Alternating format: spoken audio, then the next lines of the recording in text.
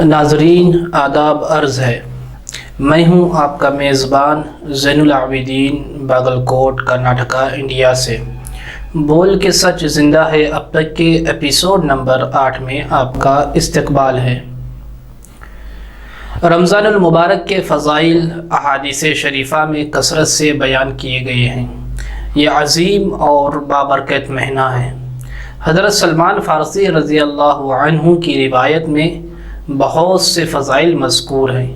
اسی کی روشنی میں چند باتیں ناظرین کی نظر کر رہا ہوں، امید کے بغور سماعت فرمائیں گے۔ یہ مہینہ نیکیوں کا موسم بہار ہے۔ اللہ رب العزت کی جانب سے ہر آن و ہر لمحہ برکتوں و رحمتوں کا نزول ہوتا ہے۔ روایت میں آتا ہے کہ جب رمضان المبارک کا مہینہ شروع ہوتا ہے تو جنت کے دروازے کھول دیے جاتے ہیں اور جہنم کے دروازے بند کر دیے جاتے ہیں اور سرکش شیاطین قید کر دیے جاتے ہیں۔ پروردگار کی طرف سے ہر رات فرشتہ یہ ندا دیتا ہے، اے خیر کے طلبگار آگے بڑھ، اور اے برائی کے چاہنے والے برائی سے باز آ جا۔ اس مہینے میں گناہوں کا زور کم ہو جاتا ہے۔ ہم اپنی آنکھوں سے دیکھتے ہیں کہ رمضان المبارک کے شروع میں ہر مسجد میں نمازی بڑھ جاتے ہیں۔ ہر شخص اپنی وسعت کے بقدر عبادت میں مشغول ہو جاتا ہے۔ رمضان المبارک کے یہ ایام ہمارے لیے اللہ رب العزت کی جانب سے ایک عطیہ ہیں، ان کی قدر کرنی چاہیے۔ گزشتہ 2 رمضان المبارک جس طرح سے گزرے ہیں، مساجد میں اجتماعات پر پابندی تھی، محدود تعداد تک ہی مساجد میں حاضری کی اجازت تھی اور خوف و ہراس کا ماحول تھا، مگر الحمدللہ اس سال بہت سی پابندیوں سے نجات مل گئی ہے۔ آئیے اس رمضان المبارک میں ہم عہد کریں کہ رمضان المبارک ہم اس طرح گزاریں کہ جیسا کہ یہ مہینہ ہم سے تقاضا کرتا ہے۔ یہ بابرکت مہینہ ہے، اس مہینے کے شب و روز میں خیر و برکت ہے، لہذا کوئی بھی لمحہ غفلت سے نہ گزاریں۔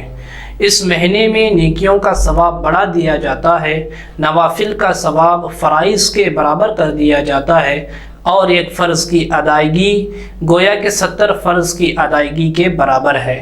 لہٰذا ہم فرائض کی پابندی کے ساتھ نوافل کی ادائیگی بھی کریں گے۔ ہم فرض کو تکبیر اولیٰ کے ساتھ ادا کرنے کی کوشش کریں گے اور نوافل، تہجد، اوابین کی ادائیگی کی کوشش بھی کریں گے۔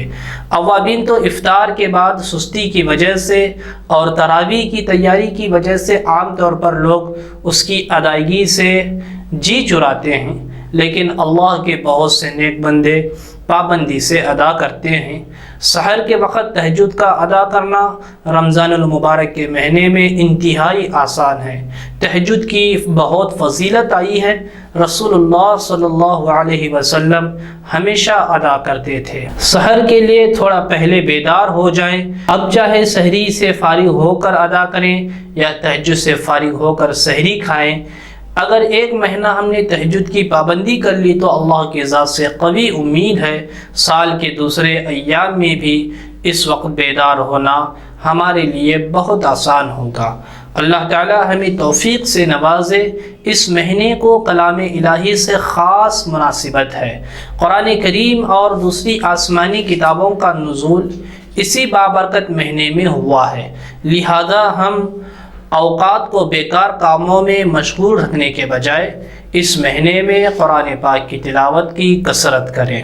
اس مہینے کی صفت یہ بیان کی گئی کہ یہ مہینہ صبر کا مہینہ ہے، یعنی اس گرمی کے موسم میں اگر روزے میں یا تراویح میں یا اسی طرح سحری میں کسی قسم کی دقت پیش آئی تو اس پر صبر کریں، کیونکہ صبر کی بہت فضیلت آئی ہے اور اس کا بدلہ اللہ رب العزت کے یہاں جنت ہے۔ اسی طرح یہ مہینہ غم خاری کا مہینہ ہے، یعنی ایک دوسرے کے ساتھ ہمدردی و خیر خواہی کا مہینہ ہے۔ ہم افطار و سحری کا انتظام کرتے وقت ایک نظر اپنے پڑوس پر بھی کر لیا کریں۔ کرونا کی بیماری اور لاک ڈاؤن کی سبب بہت سے کاروباری زمین پر آ گئے ہیں، اس لیے ایسے لوگوں کا ہم خود بھی خیال کر لیا کریں۔ اسی طرح روزہ افطار کرانے کی حدیث شریف میں بہت فضیلت آئی ہے، لہٰذا اس فضیلت کو حاصل کرنے کی بھی کوشش کرنی چاہیے۔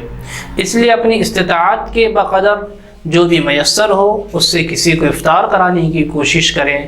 ہم اپنے آپ سے یہ عہد کریں، گناہوں سے پاک صاف اور طاعت ربانی کی بجاوری کے ساتھ ایسا رمضان المبارک گزاریں کہ جو ہماری زندگی میں انقلاب اور مثبت تبدیلی لائے گا۔